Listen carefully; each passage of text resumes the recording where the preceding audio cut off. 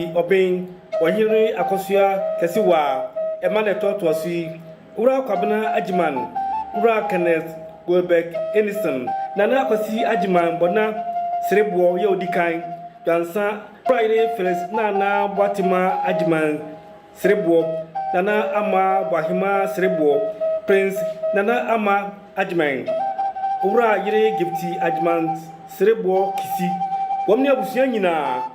Tiampantu mi se wo me de hye won ma de nyina nana osai kwame ajimanti ato aye odikai dwansa manhene nana kwakura na sede wa hye ne dotu yenie abusia ene se eye edabnada busme yemu na fua duonu mienu na ode nana tompam wo kodie Royal Palace ahmachi no na kopum anwumre no nsia ade chi ukwada obeda so adampam wo kodie Royal Palace wa do pa no nsia kopum anwumre no nsia na ne yawoda so no Wadaswa wo kodie Royal Palace aropa do nsia kopema nwure nsia ode be kwa komanda nanom ebo nsieduo emisi sede da nanom sie no nana osei kwami ajimanti ato aye odikai dwansa man hene nana kwakura nana no munue ma menue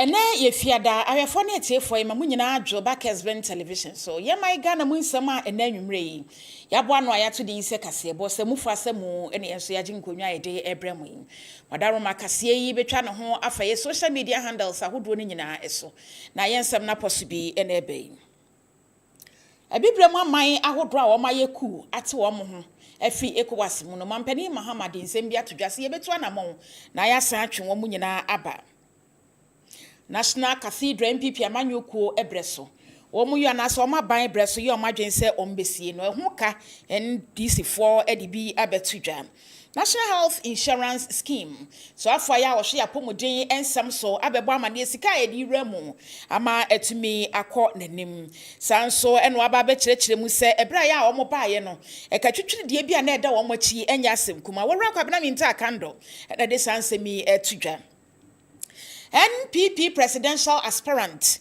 Wuraye Kennedy Ohene Japan de ato delegates anim se nyame adoma ochena national delegates conference ya wo mu krono wo mu nyimpanimfo anase wo ntu anamo a ebeboa omai Ghana any party no Bank of Ghana nso ho akoka adwam minority edom kuma no na ebo eye governor no somwo wonsam ahodo bebre ho etiefo we ne nsam ahodo ama ahodo so de eka ho adwade kase mu de nso eka ho ne aka ni nyina boma ye de bremo sekasebo e wa Kessben television so bidin ekua yebo asuama the prophetess maboafo bebre nso eta mechi medane me ho akofa nkrato kuma bi meba enchiremu ye de besom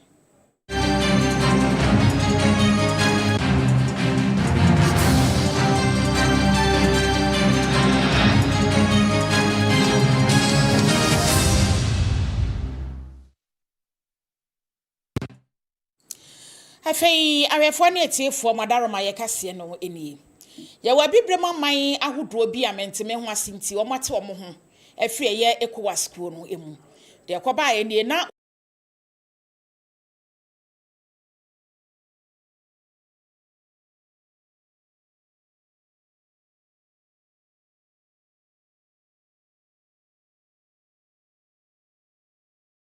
bete o mo ho na saade ne ye man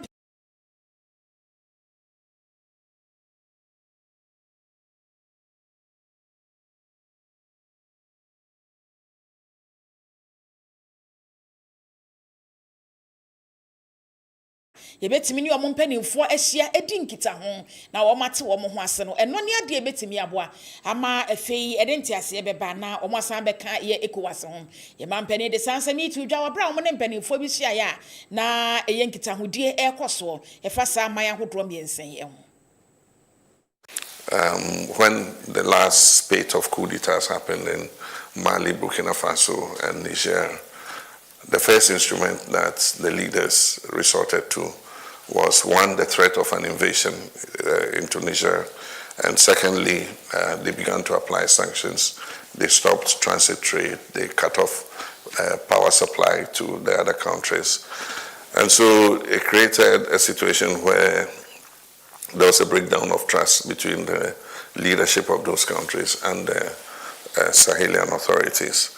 And so they decided that they were going to form a confederation of their own and break away from ECOWAS, which is a sad thing because ECOWAS has had a positive effect on the sub-region in terms of free movement of people. ECOWAS was one of the first to introduce free movement of people across our borders. And we also introduced the ECOWAS trade liberalization scheme, the ETLS, that allowed us to trade goods between each other tariff-free.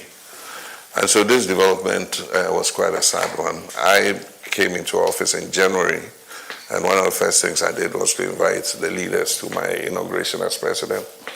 And after that, visit all three countries and try to establish a channel of communication and continuous dialogue with them.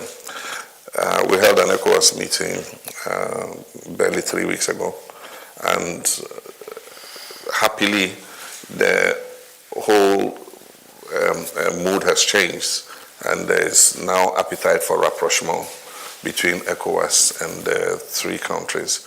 And so there's some discussion going on between the ECOWAS Secretariat and the three Sahelian countries. But in the meantime, we all agreed that, look, let's leave the protocols, let our people be able to move freely, let goods be able to move freely across our borders, let's encourage the transit trade. And most of the Enti kwanya saa man ahodro ye betimi afa so atwe wom abewra ECOWAS mu eno na mampani ekyerɛkyerɛ mu no MPP aban ebreso na na adodan kwa ne mpanimfo ye omadwense ombesi asɔredan kɛse a efene se National Cathedral e de amoman Ghana omutu amana bubu wadan bui kɔtɔ ne ma ahodro bebree begu hɔ nanso ade na ntumi anwie pɛye eno na nei kasamafo mampani wura Felix Ofasukwache abɛkyerɛkyerɛ mu ekatwitwiri di a National Cathedral mpanimfo ne bɔ ade to hɔ ema oman Ghana na ɔkyerɛ mu sɛ ɛyɛ American dollars no wɔpepem adwakron enso $97 million ka and omugya to ho ema yen na okyerɛkyerɛ mu de yɛ asaka yi ebi ebaaye ebi eye consultancy fees aya omutu etuaye a ɛno no na enam emra kwa so sanso ɛna ɔkyerɛ mu sɛ ɛyɛ sika bi sokratu atua kɔ so na kampanimfo bi enim ho hwɛ wɔn yɛ mobile money transactions sɛ wo send this free phone so ɛde akɔ enkrɔfo ho no ne ade ne nyina na kyerɛ sɛ emnam emra kwa so efe wɔkyerɛkyerɛ nneɛma na hodro pii mu a ɛnɛyi ɛwɔ mampani atenaye ɔde to The National Cathedral project clearly strayed far from the principles of accountability and fiscal discipline. Now, before delving into the details of the audit report, it bears noting that available evidence indicates that, contrary to the widely held view that total payments and commitments to the National Cathedral project amounts to $58 million so far, there is actually an additional outstanding payment of $39 million due the contractor. Now, when added up, this brings the total costs incurred so far for the whole that sits at the site of the project to $97 million. Also, due to the lopsided nature of the contract, additional costs continue to accrue daily, despite the cessation of work on the project since March 2023. Now, I want to take you through some of the findings contained in the audit report, because there are those who have claimed that this audit report in question exonerates some persons. Now, let me touch on discrepancies in consultancy fees paid to Sir David Ajayi and Associates Limited. The audit report reveals that there were troubling discrepancies in consultancy fees paid to Sir David Ajayi and Limited for the mobilization and design of the National Cathedral of Ghana. Now, while the Office of the President confirms a total payment of 113,040,564 cedis only, the firm, that is Sir David Ajayi and Associates Limited, reports having received 117,972,656 Ghana cedis, which gives a variance of 4.9 million Ghana cedis, which as of now remains unexplained. Enti ora Felix Ofosu Kwache edisa nkyeremu yi ma ye wieye na obekire se mampani wa na mo ahodro bi a watuo afa National Cathedral no eho ebi ene sesesi National Cathedral Secretariat no yengu no animanimu ye de tosomienu eya Board of Trustees eno so yengu no de atosomiensa ene se yenya audit report and asesa audit report no a ebeto odwa a wo kire mu se nipa binom eho esan a wo mo no yemfa ni nyina meto abonten Emma Ghana fonya bi enkenkan. Yensa so enya forensic audit. Eno no auditor general de betu sa na mo no. Na fei animanimu ye yemfa mfamra kwan so. Na contractor de se adwuma no ma no no. Wo muntwa ne contract no. Has directed that the following steps be taken.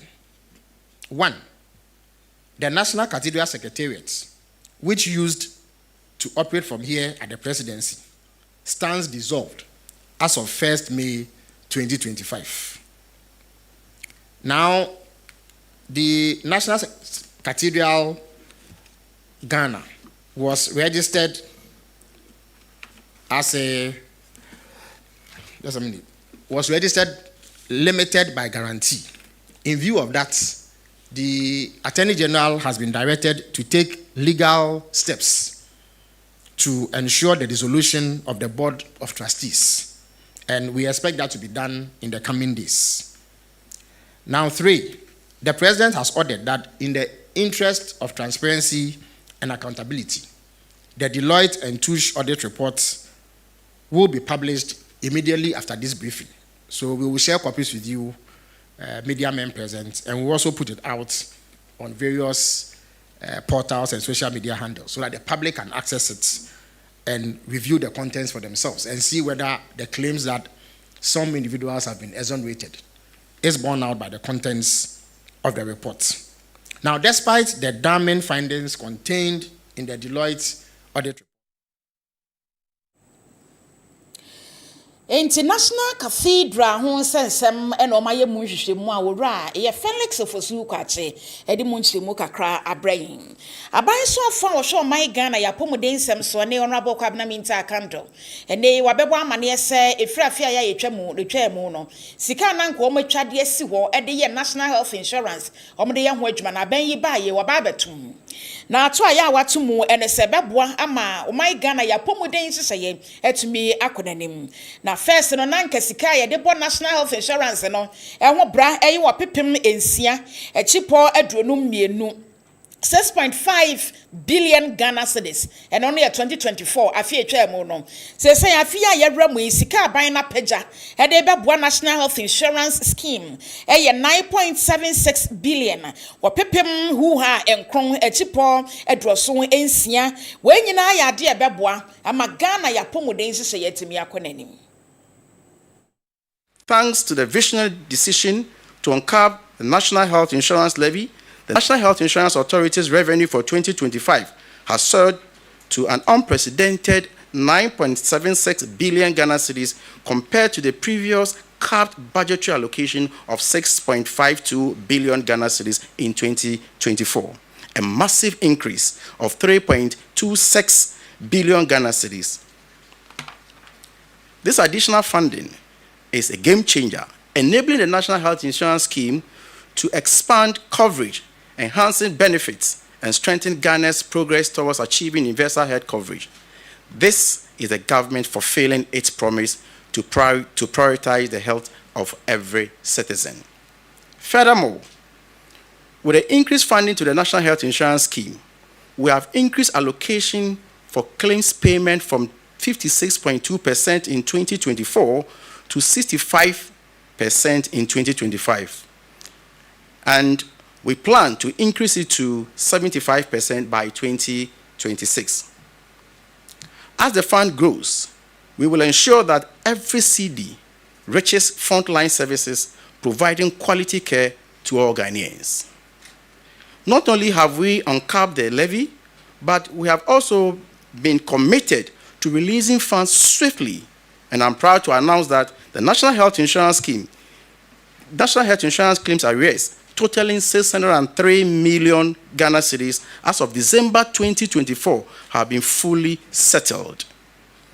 This milestone demonstrates our commitment, government's steadfast dedication to timely payment and fulfilling our obligations to healthcare providers. And let me state on record that in the history of the National Health Insurance Authority, no government has. Na owie ye no okasa fa agenda 111 ho. E kire se aban aye nhyehyeye aye krado se agenda 111 project ni nyina ka akra bi no ewiwie no. Aban de sike bewrem na waboa ama ne nyina timi awie na abo my Ghana ya pomoden nhyehyeye. Owie no okasa fa maternity block ye no nso e wo komfa no chiteche no hospital se eno so omubiem. Another famous one. For the Agenda 111 initiative, we will prioritize the completion of projects that are more than 70% complete. Our government's resolve is clear to leave no community behind in the journey to excellent health infrastructure. We have also continued to upgrade key facilities, including the Komfo-Anokye Teaching Hospital, Maternity, and Children's Block. Hospitals such as Kolebu, Cape Coast Teaching Hospital, and Lekma hospitals have received essential equipment, including ventilators and oxygen plants. These are the tools we need to save lives every day. We remain committed to closing infrastructure and equipment gaps through domestic investment and partnership with private sector. However, there are still gaps. Many facilities need renovations, new equipment, and dependable maintenance system. We commit to bridging these gaps. Na ora kwabna minta kando kasafa no ho ewieye no. Kasafa ekatwitwiri di abra ya obeso osaso ye no munso na eda ho. Eka na eda ho na ye 12.68 billion. Wopepe hu ha dumienu echipo aduosia enwotwe. Oman Ghana sikem. Na ebi ye contracts ane ye ntua omoka. Bills ahodo a wo muntua. Fei ekuakuo ene enyumeku akese a wo mo ne oman Ghana pomoden aso ye no ye adwuma a wo muntua wo moka na ne nyina nso ho ka eda ho entie ne na sika kese a wo de ra agenda 111 mu so eno nso ka ho asem kira na mo a aban ne itu ede afa ho.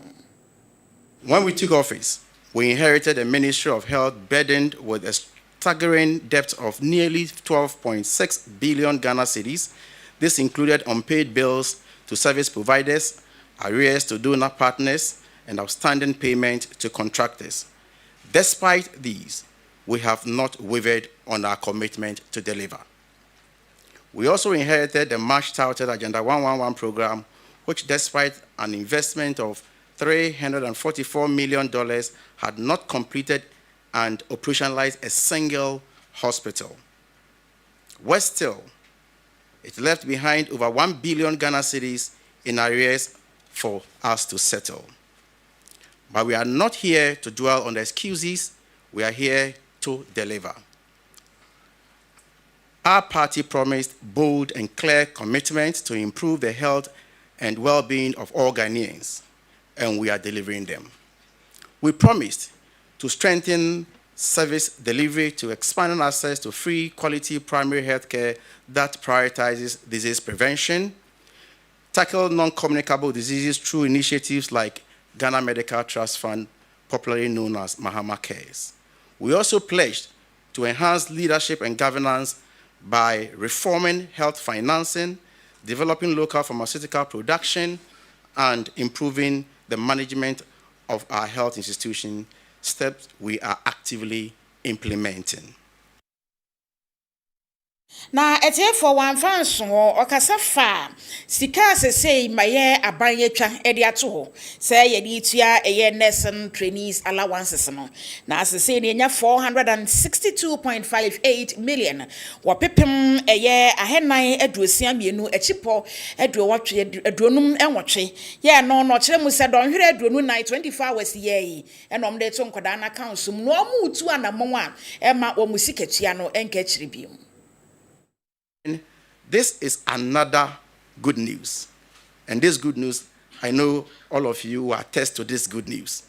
I'm pleased to announce that just 24 hours ago, the nursing trainee allowance, for both the first and second quarters, amounting to 462.58 million Ghana cedis, was credited to the account of our student nurses. I hope you all attest to this fact. Yesterday, I saw the jubilation across the country on the various campuses, and our brothers and sisters were excited receiving this money. It's a promise fulfilled. This demonstrates that when we say we support our future health workers, we follow through. Moving forward, we'll maintain this momentum to ensure allowances are paid on schedule, because supporting our trainees today means building a stronger, healthier Ghana tomorrow. And it is our expectation that we are going to pay this on monthly basis. Free one na for your bowra a year MPP Amanyokunum. Wora Kennedy or Hine e Japan. Akane nanko peso gina mu na yeto abama no na wotimi ebedi mampani e wo my Ghana so afia ya yetwa mu no nanso enema ankoye nyame adoma ma ne bom ene se ochena wo mokoye national delegates conference e wo ye enkran na sana sa adwumade ne ba so no ene odena futusem ato delegates ni nyina anim so obesrada anamo bia ya mu betuo no muntu anamo e beboa wo my Ghana da achen ene MPP said e be ya obia will nipa no nepe ebetumi adadie na wobesre se enema edim paipai mu beba ene ade edim minasepo beba ade ebeka obia ni gie na obi pe ahyede monwe sesa ne mani nyina eto betwa ne motimi yi nipa obeboa eye party no mo hyehyɛ nyina atimi akonanim. Good morning, MPP delegates. I take this opportunity to welcome all of you to Accra for our MPP Delegates Conference. I'm pleading with you to take a right decision that reflects the views of Ghanaians and the delegates, especially the grassroots. They are the voice of the people, and we should listen to them. If they want a victory for us, then we should give them their choice. So I'm pleading with all the delegates to make right decision to help this party win 2028 elections. Welcome once again, and God bless all. Enti ni Facebook post and as a social media so no kotena ya o de sa disready etudwa. Edom kume wa my Ghana mra sebedwam abeba amane se o my Ghana sika krabia ba tan amrado o moto nsa frɛ no so mra sebedwam o mo ne no wonsem kaye ene nsemisa bi beto sa abre wura no mfabuo ma wo bia ya beto sa abre wondumi emaye na no ena ye minority chief whip wura Frank Anodom pre wono anso ene mra sebedwani e man sawam adoagiri abekyerekyere mu so wura ni tu sa na mo no anachese wamfa ni die ni buo ama emrashe bedwafo ne sanso untumi nya de wo pe ebra wo mato nsa afrewo. Go. He wrote a letter to Parliament and said that he's engaged in an equally important matter and hence cannot come. Then the same question was rescheduled. Then the governor again wrote another letter that we should reschedule. Fine. But Speaker, I'm worried, and I intend to ask, is it the case that when the table office goes through the motion of filing a question and the ministers cannot come, the minister can sit in his office, minister, independent constitutional body, can just sit in his office and write that I cannot come and decide not to come. Because the writing of these letters from the ministers to Parliament should be at the granting the discretion of Parliament. Parliament must grant that request. So in other words, I'm saying that when the ministers write the letters seeking the rescheduling of these questions that have been programmed, they should wait on Parliament to grant that request before they decide not to show up. You cannot just write the letter and decide not to come. Within 2 weeks, we have received 16 letters. And the Bank of Ghana, this is the second time he's writing. With respect to Bank of Ghana, Governor, when he writes to Parliament, for one reason or the other, he should wait for Parliament to grant that request. So I oppose that. I oppose the Bank of Ghana just saying that I cannot come. This is the people's representative. And he must respect. Enti ora Frank ano dom prince wam adregiri mra sebedwani ono anso ne minority chief whip on netene omo ona na e kasa wani breswing na no wam de bill bi kwoto mra sebedwama na e frɛ ne se Ghana Scholarship Authority bill ya na wo sempanimfo timi etu ho anamon na no e na sese omo kire mu se ko bi e from se Citizens Coalition e de ho nkratasam ne nsem bia betu dwasa ade na wo so omo twen na wo mutimi di ho nkita ho ye hwehwemu ahodo bebre ansa na sa bill no yetumi me apase and I'm so much for ya was my Ghana go mesian sem so honorable Haruna Idris nso bebo amane sen wo manyankra afrie mampani asoye saade no mo ntwen ansa wo mu hia nkita hodie ene nsem kan ahodo bebre ansa na sa bill yi o matimi atu ho anamo. If we can stay further consideration as I do the consultation as I indicated on Tuesday, we engage the coalition of civil society groups in education. But to respond to my colleague, the Minister for Transport, the Minister for Roads, this bill was referred to a cabinet subcommittee, and subsequent to cabinet subcommittee, it came to cabinet, and cabinet took a decision on it, and there's formal communication on the matter. If we don't assure this authority of any sustainable financing, then you have the same problem you have. Ghanaian students have been sent home all over the world for our inability to service their fees. But I'll defer, as he said, it has fiscal implications. It has fiscal implications. He's right on that. But this bill is a product of cabinet and a product of cabinet subcommittee. It was thoroughly discussed and brought to cabinet alongside. It's the same day cabinet approved the interstate succession bill.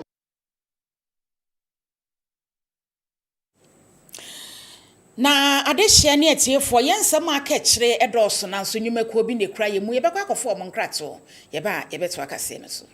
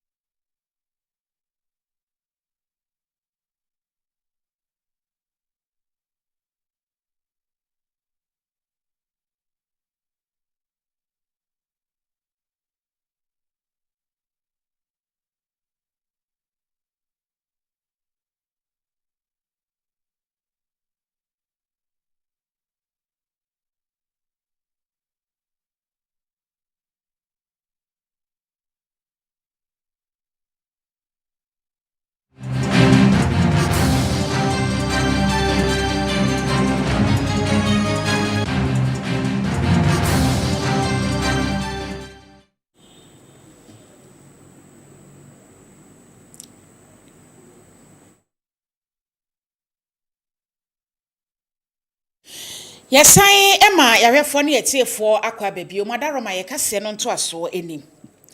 Pro East mrasha bedwani Honorable Emmanuel Kwaku Buam.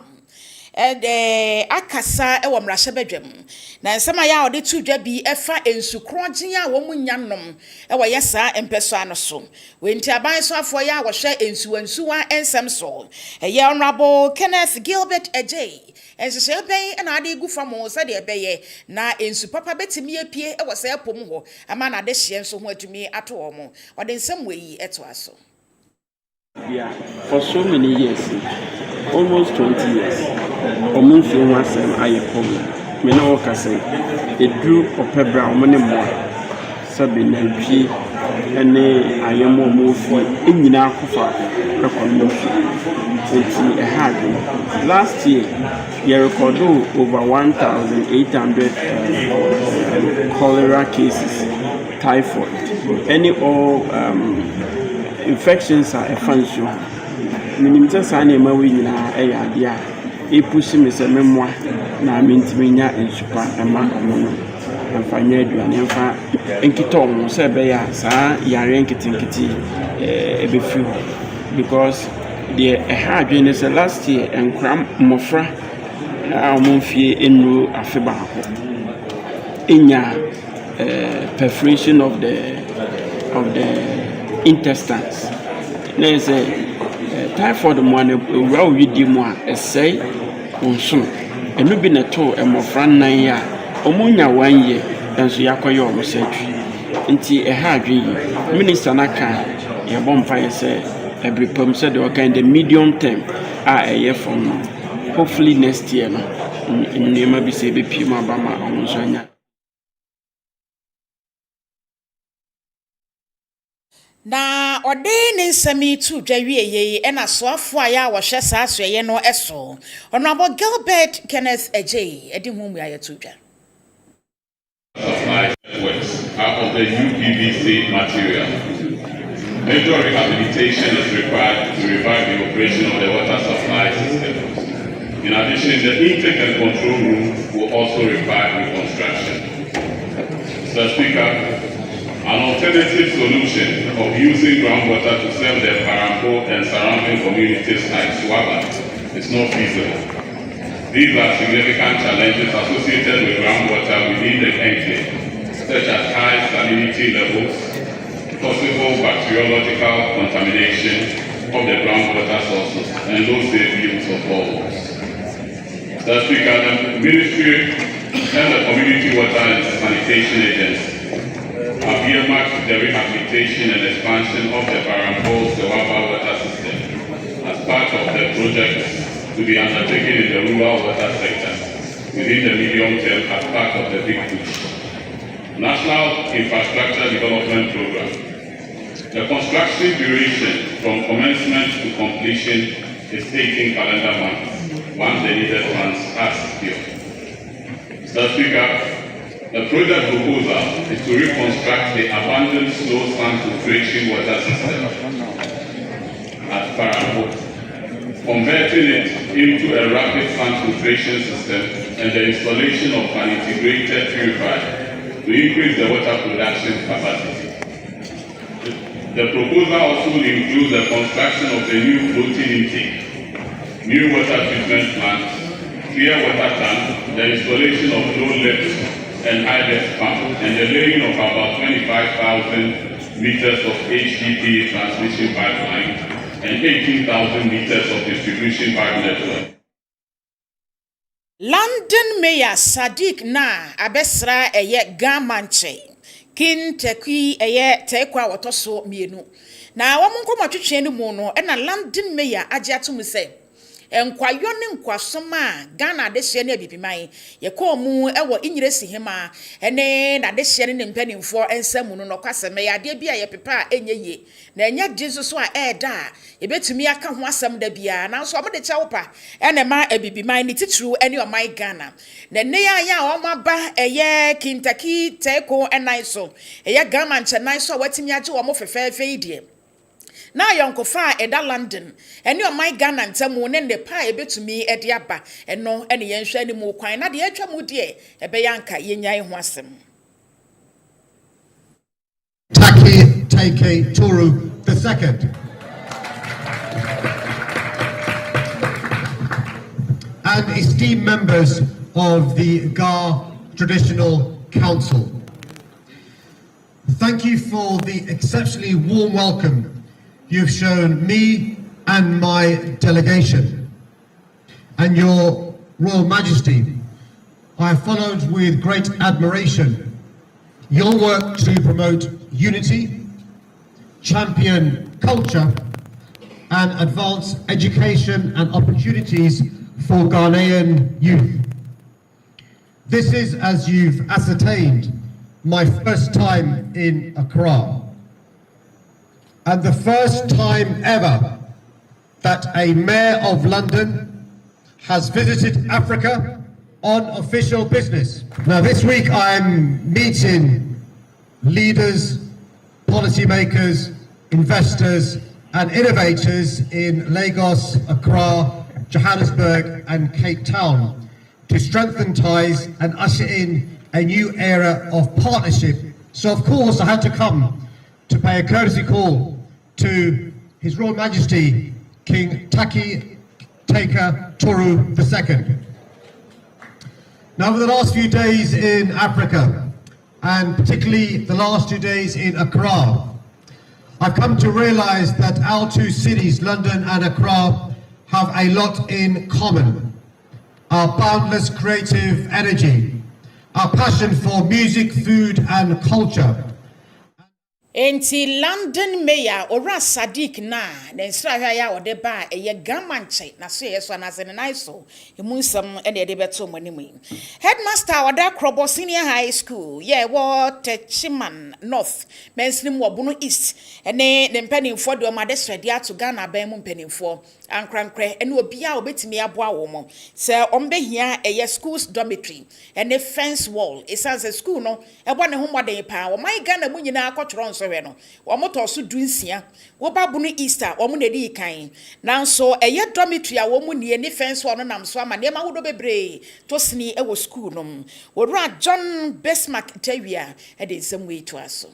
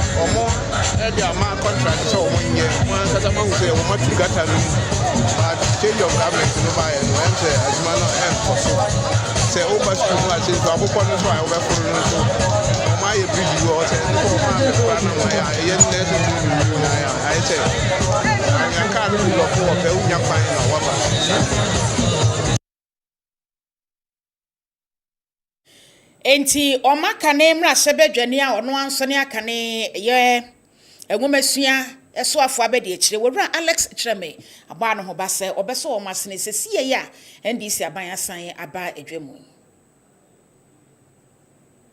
Now you decided that some of the D blocks, the dormitory facilities have become and on 15th July 2016, the selected schools are not benefiting from our facilities. Yeah, the minister, then minister, Professor Nana J, and Mama Quenya, Mamma Sansa elected. Yeah, now from na me ba high. Okay, a foundation right. The problem of this school is that be or more episode of the behind them to school boarding facilities. And plan number for higher. I'm only pleading, say, I buy anxious our letter. No baby, or yes, dormitories. I buy our quays on Yentano, said a facility. Well, look at this facility, a bit more fun. You pack 1,500. If the enrollment is 500, now it means that. Ti ena esuafo enso ediwe to aso. I'm a girls conference community day senior high school. And I community day senior high school celebration SRC. Now I did to choose here. Years program where you say you boarding facilities. I'm a community day senior high school. Almost there is one hot meal and we have young prayer again. You see, and your baby, I bet you and you say, Muslim Banamu Bay, Domina, Sanyama, where a bit say, baby, a man better, a man better, teachers for better, no much me, I take control. I want more Franny Sank, I need better. Program primary so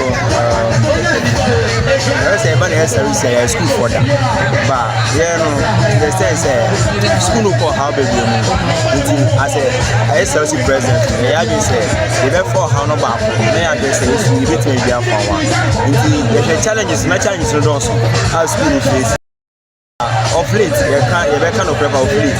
The population is so bad. They share a lack of body facilities because sometimes students know who's a problem.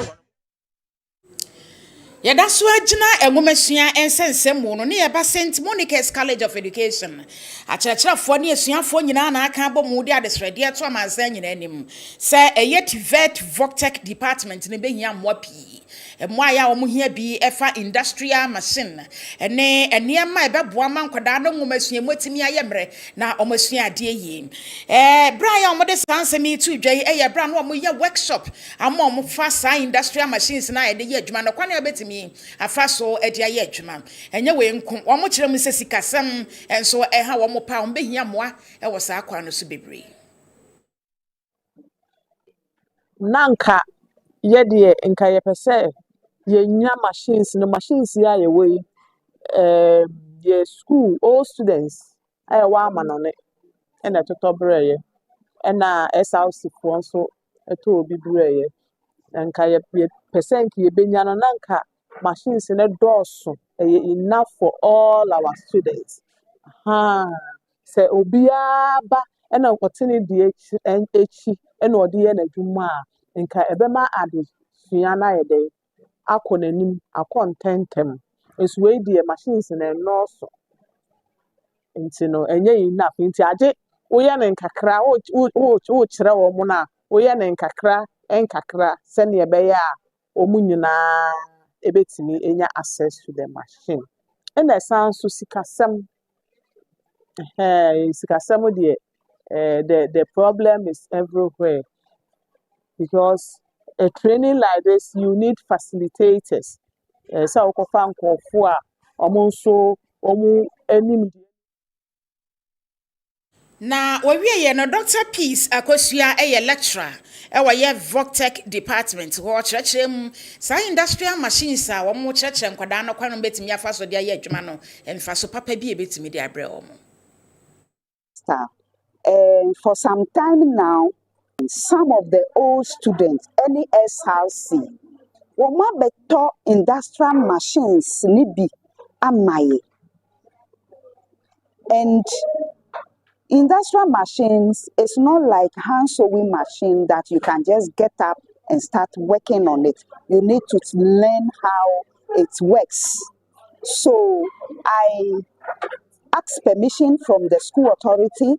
They have given me that permission to train some of the students. So this particular semester, I am training level 200 students on how to use these industrial machines. And my purpose for training these girls as teacher trainee students to learn this machine. As a teacher, you need to know how to handle these tools so that when they go out there, they can also deliver to their students, especially the young one at the junior high schools. So enti esuafo ya omode omo fa asantete yi mu yi omo so di way to aso. Ekwan befa so beboa me ye school na ye posti a me nkofo a me show ma de menya akonya a metimi atro mu de musua aye. Ena second one say me sifa say me to machine na say me yama say me need na me nyama kakra bi e no so betimi aboa me me spare free ma I'm independent solely on my salary. Yes, me Edna Sewa Boachi. Yeah, clothing textiles. And for so then you be brain, they be brain as a student teacher. If you say mission industrial machine, the way you use industrial machines now. And then Boamia must say that should be a postimia. Maybe a bit postimia to be armed. Menya ho nimdeɛ a ɛbɛboa me a me so menya ho nimdeɛ a mede bɛkyerɛ me students a mɛkyerɛ wɔn ade. Ɛna ɛnyɛ ɛno nko ara nso ne mfasodeɛ a ɛbɛbrɛ me. Me ara me nso no metumi de ayɛ adwuma ɛwɔ me mpɔtam mu a mewɔ no. For ye free wana ye de ani kyerɛ manso tontokrom. Manso tontokrom ye wa manse ana formance ni mu asante mantemu edo ma desrede eto mampani ne mpanimfo anim so mbesra se wo mo kwan a ekosi eye ememu junction ho no ekwan ne nyenyenyenye kranti o mbesra mampani se beya ana se assembly no se ye drip machines aban a ya etwa mu to ma wo no betimi de etwa kwan no so ama eso nante atimi aya ahomeka efe mampani wo mbesre se akwan hodro amode agu nkrata asese mu besiesie no betimi de ehon so aka ho. Ora osai mafu ewo manso tontokrom oka unit committee for ho no na de sa de ready to dwa. Say ye hwe ye kwan manso ban nam so ya hokisia enam baako o manso am ye kwan sem aban ko aban ba obi anso ba promise a o de mai si hu hwe na nse kwedi ya yani committee fo ya na bo modern etwa so ho pepo kese ya mfro ba ya committee fo ya na ere etwa so ni wan se wo drip machines egu a o district eni juma bi adi ka DC another ban vote ma fa so aboy nka mo da betwa kwa so amen so ya mo bi amfru ma committee fo ya akro ya na bo modern se mo bo ma kwan ato so people ya na se committee fo ba ya ma etwa so ya nipa ewu o so nya agro nso to a yehuna mane awia bom futuro ba yehuna mane kan ntimi mfro ti na so ko problem kra ma ka kra yede enti ma ndi ebre pa ndi se ne esra ban se yo ba ye besre no se ho ka se enam pa ba ho ye kwai ye besre se onko ye moa na ade betuma afa so aboai ama ye ko ni aba ho nsem ye kwai ho nsem atuma to ye bia no omo ye na ye so basa ye dwadie mu no e boa me so ye ho ha ya kra eni esra ban isika yetimi tu anamon ko assembly ho woka Na mom adehye ne bi so da mpanimfo asese wo mo kwan no de free data no kosi tontokrom no eno do matumi aye ne yie kakra ama mo de we to aso edim fidie ogu kwan so ye duma so be boso ne nsa so bia ne mama nso tontokrom obia ne boko na meka wa so aye popo akotokole ye twa ma isi anam se ye nsa agene ye ntimi ewie ti ye besra ban se oba ma amansa sa to be hye bo se oba ya kwan asem de obehwe ama wi aye de aye kama man ti ye se wanya ba kuma se sandro de harde so won kai se ye kwan no na so ye fide bi wo district wo anka o mo de maya kaya bi tumi de atwa so makona kan ko zia nsu to a em se ka se ntimi ba ko de ha adwen ye pa sere no so o meye kwan no mai na yiwu be se makoto azo ba de ka mu se nsu ni ska nti yesere aban so o moaye na o meye kwan no mai efi se ye wo me krodue mu ha me hu se aban bi aba be ye kwan mai da nti dia de sele de kese na de ma omo so omo muaye na omo ye kwan maye bre wa ha ipa be bre wa ha sei wa ha population ha nya ketwa ye do so because o hin obi kra so omra na omeboa adwuma kra na because of planning to oma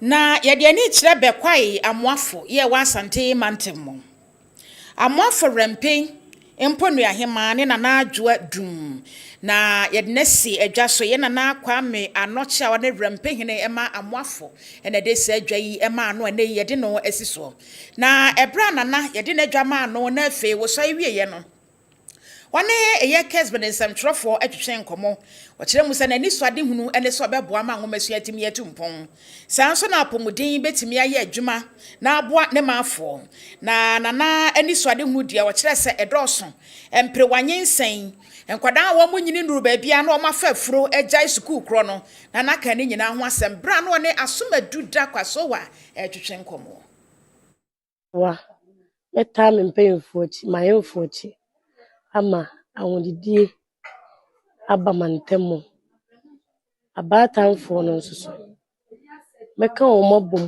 sɛ bɛyɛ obiara ni bɛkɔ akra ho na bɔfra ho akra ne nam mantemu basabasa onko school anase nkra deda abonten ɛwɔ me mantemu die baabi mabɛy die mempene ede mani akɔ emofra no ho ɛna emmaya no ene emmema no nso mofra nketwa youth no nti me stress se dressing enema basabasa bia abaya oye ntade basabasa ene nantie basabasa ensese bia ensese wo kokora na wo te wo se wonya abotre di bre bi betimi aba beto sanya ahini kura na ebetimi aya abai mu asem baya nkofa mpewanyinse na wo betwen oti awofo otutu wana mo ahweso akọ school dachi wonya bema bia mana beso mu na woni watena awo ma eye chense ubekọ akọfa mpewanyinse na wablabo aye basa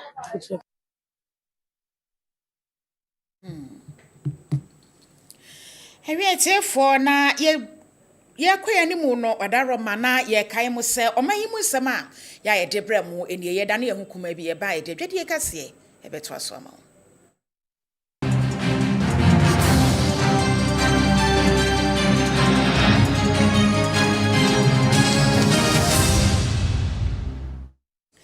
afei na ye san edawase emu akwa aba e wadwede kase mu no Asante Mantabu prosi empanimfo akwache rabia ne din ene charity boachewa wadi mfie aduasa ena efe Jacob abeka ono so adi mfie aduosia adan ya wo moton entontom aduru a enye papa na ebetime de hawo abremanfo wenti ASP Gordon Ahiango ebra wo mokofa wo wie na one nsantwerofo atwetwe nkomo no kire mu se nipa bi na beyi wo maso terese nkrofo no eton eye fake insecticide eye drugs eye mosquito insecticides and into mutu ho anamon say no wo ne Evergreen Chemist Limited e ka bom wo ye osadrin na efe wo matu ho anamon na so brepam no ye de sa de hye mienu begina senie nim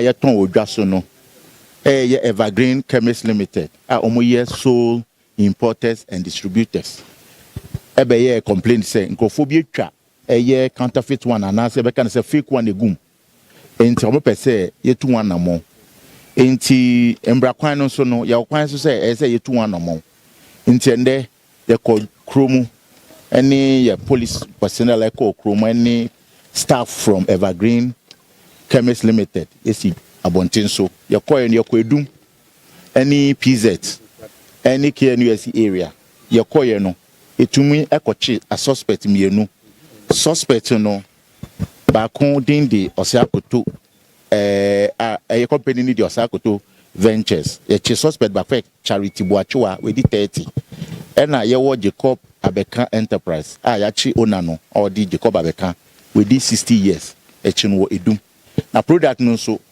counterfeited one no yensa akabi ya de aba yenya about 10 or so boxes entie HSA nipa be yenya be 25 boxes nso African USD area ba na beka de say charges said be more ibini say prohibited sale of drugs and herbal and say we share Public Health Act na Act 851 of 2012 now. Oton a draw and say such product ya mikutene a prohibited one. Osha section 111C now. A product be as a ufiki and now counterfeit. Your punishment could be 7,500 penalty unit and now not more than 15,000 penalty unit or a term of imprisonment not less than 15 years or not more than 25 years. That is the Public Health Act 851. And I will label product be to send my packaging no a fake one also no what they call in Brakwanso a Act 851 now so OSHA section 113 now and also a punishment at the first one not less than 15 years and not more than 25 years. And over Criminal Offences Act, which is Act 2960, Section 161, no, forging trademark, which is also an offense, no. And also punishment, no, is a misdemeanor, not more than 3 years. And a Criminal Offences Act, no. ASP kasawie ye echi Oruna Samuel Donko enso ye sales personnel odidwa ema Evergreen Chemist Limited Sre Ghana for say ansa na wo beto ade no wosoro pa sagene wani ebeyanka kenkan ho na hunu de ye papa eni de ye fake na original na watermark no so wo hwe ayi na wotumu say wo fa fake na wo fa original na fake no color no kra no identify say fake no ye deep but fake no a light and original no a deep and then the tino so yeah ade ba ko a ehia pa ubie ne tino obon say fake no since an bi lines be them no fake but for original na a plain bibia anymore etisa and na wo ba flag na ase na fake no made in PIC but original no made in England in since an a woman no. Okay, old fake na we spray wonya to say the original was spray no and now see no complaints neighbor Madaro mana de course eno no ententem so yemfa ma hodo so de ento amoso yi 2019 emfiempinu ani dunkron kwasi emfiempinu ne adonu mienu 2019 to 2022 Brazil mampani Jair Bolsonaro ran wo mo kire mu se wo ye ku bia na so tu anamo anankodi ye ku amabra wo mo to abawie ye na mampani a wo be hye na na mu no nanka ye ma no kwan ma ontena konwa no so Ebra nsem no nyina beto odwa no na kire se court nsem no kwa adura hodo a de ball no nyina no odi fo wo ho se di akoba ene se ogina semia anim dendenden wo ye Brazil man no emu na eno na se court wa hye se onamba bia yemfa de emo ne nan eno no ye fra ne se ye ankle tag ade abone nan no di adanse se wo hyemrase anase ogina court emrekuta ne mu na afen so kra no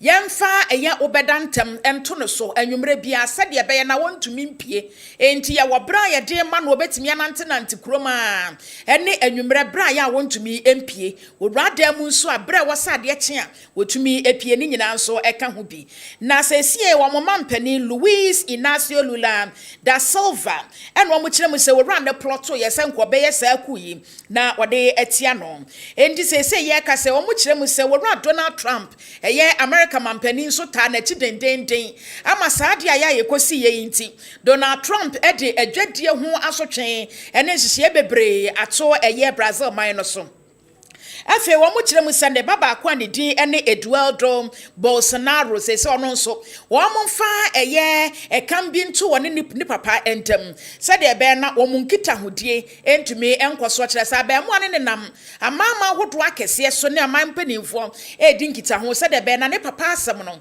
wo betumi aka bi ede ama no na nso court ahye se ne mani nyina wo mo nsia no kwan sade be no wura no entumi nwane emfri Brazil man no